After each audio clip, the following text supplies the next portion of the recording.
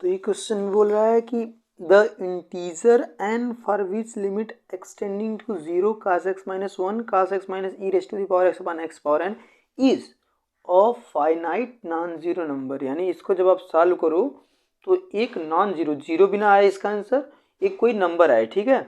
तो इसको देखिए सॉल्व करने का जो तरीका हम लगाते हैं, इसमें limit x tending to zero, आपको पता है कि 1 minus cos x upon x square, ठीक है। Limit x tending to zero, इसकी वैल्यू होती है 1/2, ठीक है। तो देखिए क्या ये बन सकता है, बिल्कुल। तो इसमें हम क्या कर सकते हैं, इसमें माइनस कॉमन लेंगे तो 1 माइनस कास एक्स हो जाएगा, ठीक है। और एक्स स्क्वायर का हम डिवाइड कर देते हैं। जब एक्स स्क्वायर का डिवाइड करेंगे तो यहाँ पे एक्स स्क्वायर का मल्टीप्लाई भी करना पड़ेगा, ठीक है। और जब माइनस कॉमन ले लिए इसमें से तो माइनस का इसमें मल्टीप्लाई करा देते हैं, तो e raise to the power x minus cos x और अपान में x raise to the power n हो गया। यहाँ तक बात समझ में आई। तो अब इसके बाद इतना तो 1/2 हो गया, ये लिमिट से बाहर हो जाएगा, लिमिट एक्सटेंडिंग टू जीरो हो गया। और यहाँ हम क्या करते हैं, e raise to the power x minus cos x, और इसको भी डिनोमिनेटर मिलाते हैं तो x raise to the power n into x raise to the power -2, यानी x raise to the power n -2, ठीक है।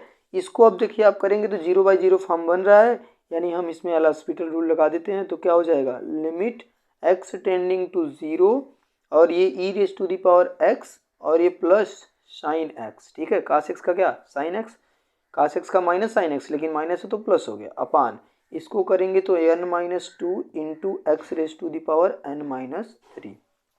यहाँ तक आ गया, ठीक है। अब इस बात को ध्यान से सुनिए, अगर हम इसमें डायरेक्टली लिमिट को पुट कर देते हैं तो ये ऊपर तो 1 आ जाएगा, ठीक है, लेकिन नीचे ई पावर जीरो की वैल्यू 1 साइन 0 0, यानी 1 बाई, ये यहाँ पे हम करेंगे 0 तो 1/0 यानी इनफाइनाइट आ रहा है, और इसका वैल्यू तो एक फाइनाइट नंबर आना चाहिए। तो सारा खेल जो गड़बड़ कर रहा है वो कर रहा है ये अक्स। अगर ये अक्स यहाँ से गायब हो जाए किसी तरीके से तो फिर ये जो आएगी लिमिट वो एक फाइनाइट सेट आएगी, ठीक है।